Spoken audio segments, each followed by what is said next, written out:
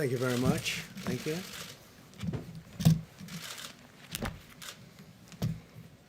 Good evening. I'd like to provide the American people with an update on our efforts to protect the integrity of our very important 2020 election.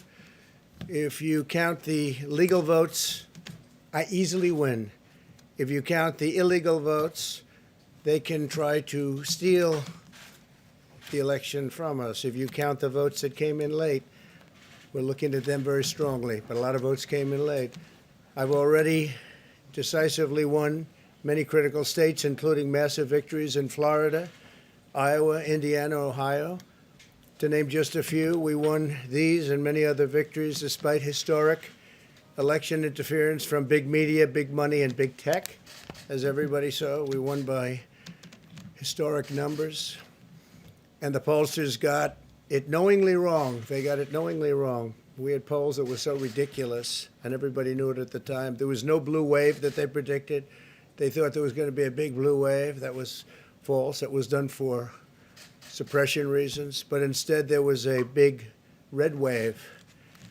And it's been properly acknowledged, actually, by the media. They were, I think, very impressed. But that was after the fact. That doesn't do us any good. We kept the Senate despite having twice as many seats to defend as Democrats, and in a really much more competitive states, we did a fantastic job with the Senate. I think we're very proud of what's happened there. We had many more seats to defend. They spent almost $200 million on Senate races in South Carolina and Kentucky alone, 2 races, and hundreds of millions of dollars overall against us.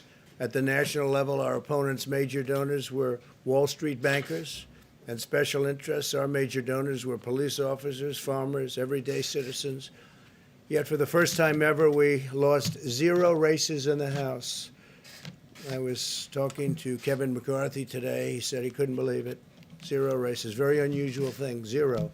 And actually won many new seats with, I think, many more on the way. This was also the year of the Republican woman. More Republican women were elected to Congress than ever before. That's a great achievement. I won the largest share of non-white voters of any Republican in 60 years, including historic numbers of Latino, African American, Asian American, and Native American voters, the largest ever in our history. We grew our party by 4 million voters, the greatest turnout in Republican Party history. Democrats are the party of the big donors, the big media, the big tech, it seems, and Republicans have become the party of the American worker, and that's what's happened. And we're also, I believe, the party of inclusion. As everyone now recognizes, media polling was election interference in the truest sense of that word, by powerful special interests. These really phony polls, I have to call them phony polls, fake polls, were designed to keep our voters at home, create the illusion of momentum for Mr. Biden, and diminish Republicans' ability to raise funds. They were what's called suppression polls. Everyone knows that now. And it's never been used to the extent that it's been used on this last election. To highlight just a few examples, the day before election, Quinnipiac, which was wrong on every occasion that I know of, had Joe Biden up by 5 points in Florida, and they were off by 8.4 points, and I won Florida easily. So they had me losing Florida by a lot, and I ended up winning Florida by a lot. Other than that, they were very accurate. They had him up 4 points in Ohio, and they were up by 12.2 points. And I also won Ohio, great state of Ohio, very easily. The Washington Post said Biden up 17 points in Wisconsin, and it was basically even. They were off by about 17 points. And they knew that. They're not stupid people. They knew that. Suppression. There are now only a few states yet to be decided in the presidential race. The voting apparatus of those states are run in all cases by Democrats.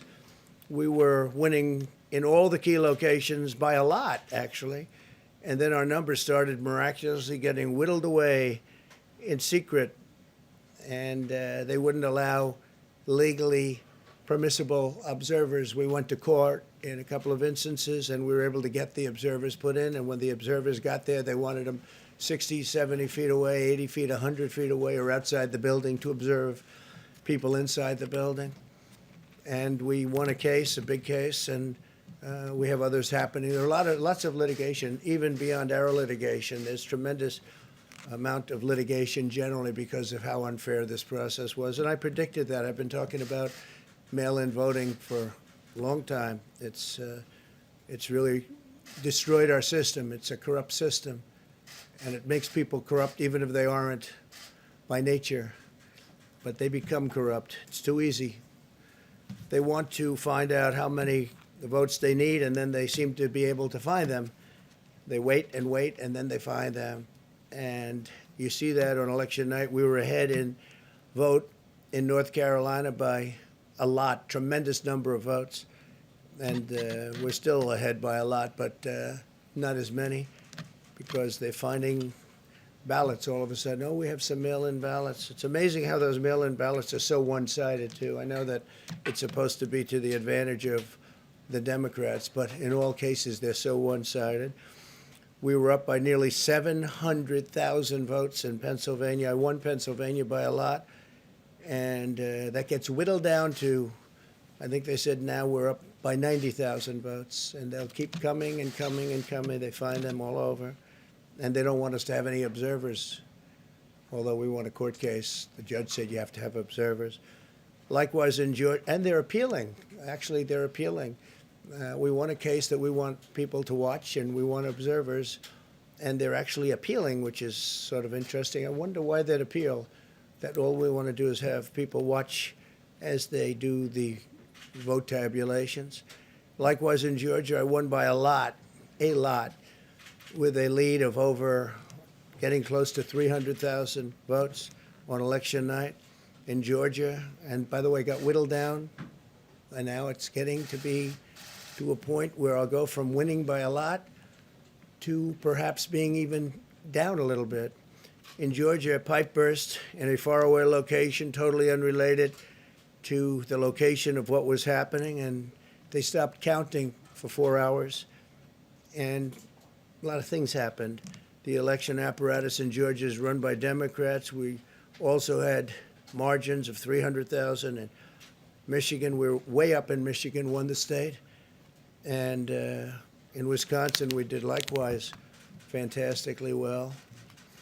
And that got whittled down. In every case, they got whittled down. Today, we're on track to win Arizona. We only need to carry, I guess, 55% of the remaining vote, 55% margins. And that's a margin that we've significantly exceeded. So we'll see what happens with that. But we're on track to do okay in Arizona. Our goal is to defend the integrity of the election. We'll not allow the corruption to steal such an important election, or any election for that matter. And we can't allow anybody to silence our voters and manufacture results. I've been doing a lot of public things for a long time. I've never had anything that's been as inspirational, by people calling, talking, sending things to us. I've never seen such love and such affection and such spirit as I've seen for this. People know what's happening, and they see what's happening, and it's before their eyes. And there are many instances which will be reported very shortly. There's tremendous litigation going on, and this is a case where they're trying to steal an election. They're trying to rig an election.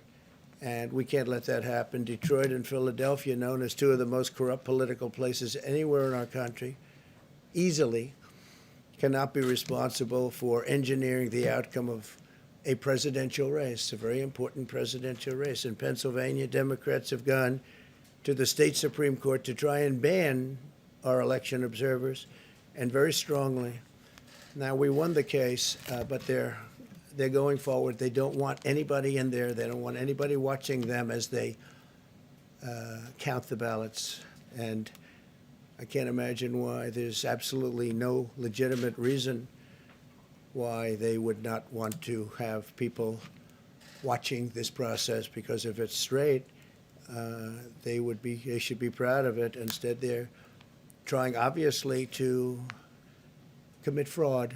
There's no question about that. In Philadelphia, observers have been kept far away, very far away, so far that people are using binoculars to try and see, and there's been tremendous problems caused. They put paper on all of the windows so you can't see in, and the people that are banned are very unhappy and become somewhat violent. The 11th Circuit ruled that in Georgia, the votes have been in by Election Day, that they should be in by Election Day, and they weren't. Votes are coming in after Election Day. And they had a ruling already that you have to have the votes in by Election Day. To the best of my knowledge, votes should be in by Election Day. And they didn't do that. Democrat officials never believed they could win this election honestly. I really believe that. That's why they did the mail-in ballots, where there's tremendous corruption and fraud going on.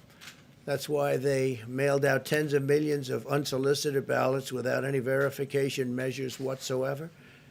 And I've told everybody that these things would happen because I've seen it happen.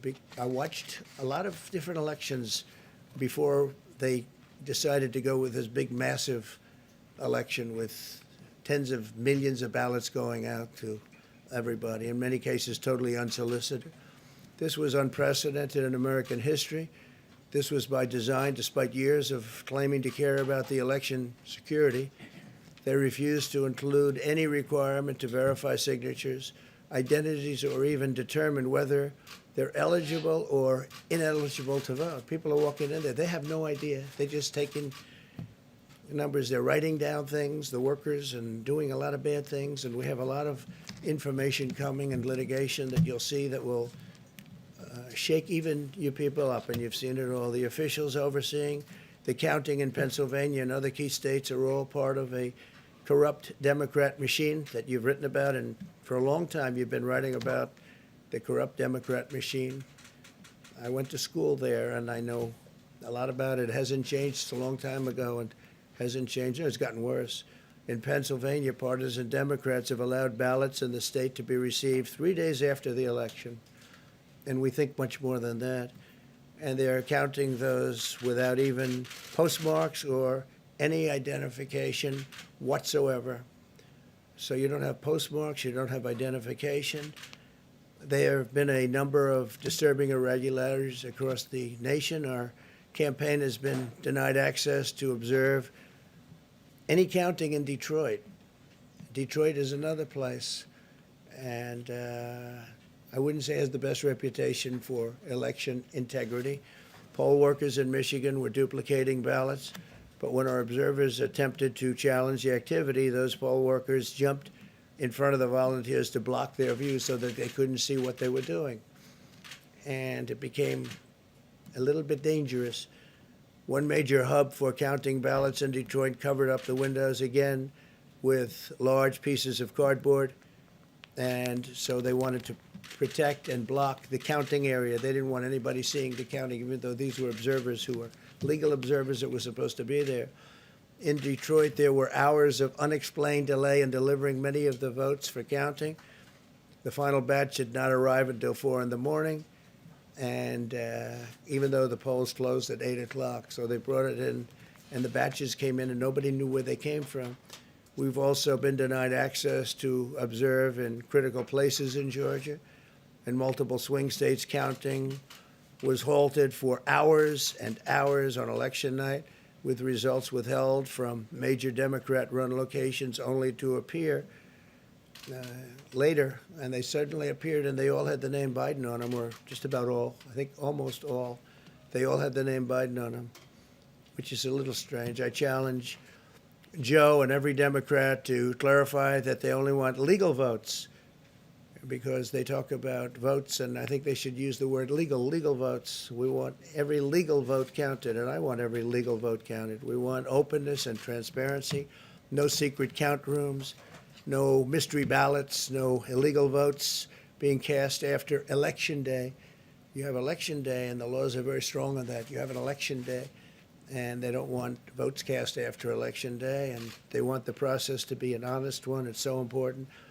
We want an honest election, and we want an honest count, and we want honest people working back there because it's a very important job. So that's the way this country is going to win. That's the way the United States will win.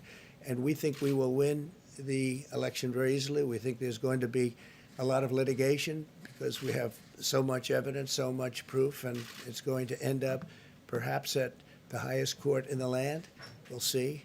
But we think there'll be a lot of litigation because we can't have an election stolen like this. And I tell you, I have been talking about this for many months with all of you, and I've said very strongly that mail-in ballots are going to end up being a disaster. Small elections were a disaster. Small, very easy to handle elections were disastrous.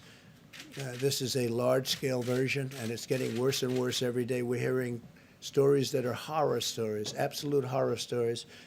And we can't let that happen to the United States of America. It's not a question of who wins, Republican, Democrat, Joe, myself. We can't let that happen to our country. We can't be disgraced by having something like this happen. So it will be hopefully cleared up, maybe soon, I hope soon, but it'll probably go through a process, a legal process. And as you know, I've claimed certain states, and he's claiming states, and we can both claim the states, but ultimately I have a feeling judges are going to have to rule. But there's been a lot of shenanigans, and we can't stand for that in our country. Thank you very much.